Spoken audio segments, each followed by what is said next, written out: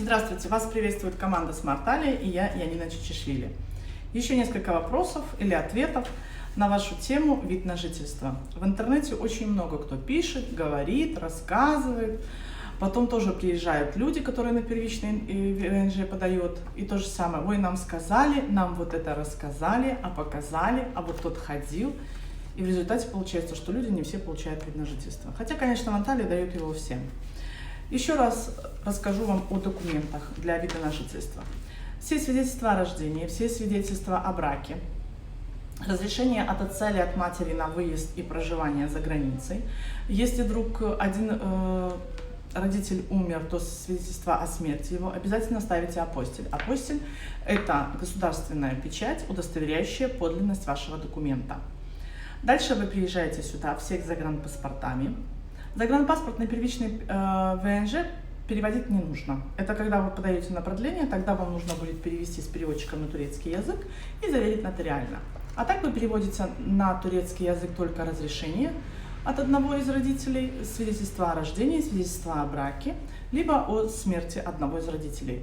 И заверяете это все нотариально. Делаются фотокопии также с этого, потому что документы в основном все подаются в миграционную службу только фотокопии. Оригиналы должны быть обязательно при вас, чтобы сотрудник миграционной службы мог проверить это все, всю подлинность, действительно ли эти документы ваши.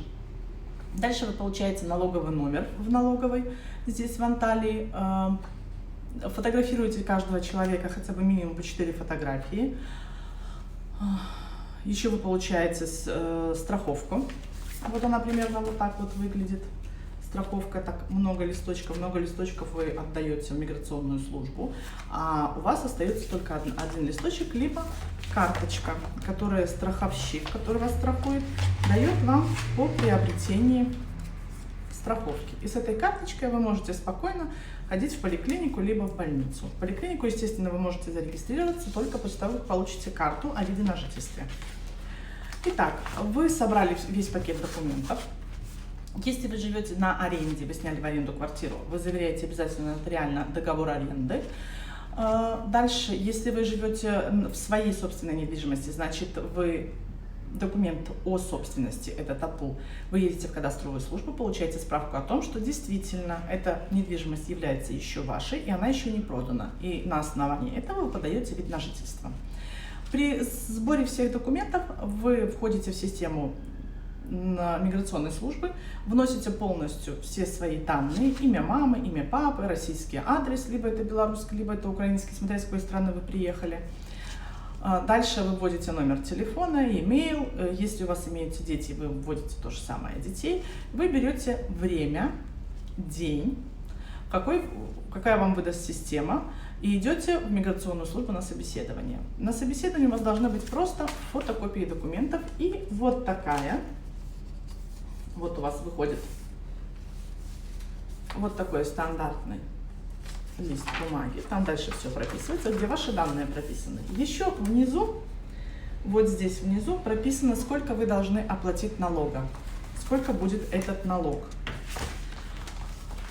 Каждая страна оплачивает по-разному. Самая дорогая, насколько я понимаю на сегодняшний день, это украинская и грузинская налоговая система, которая действительно им приходится платить очень большие деньги.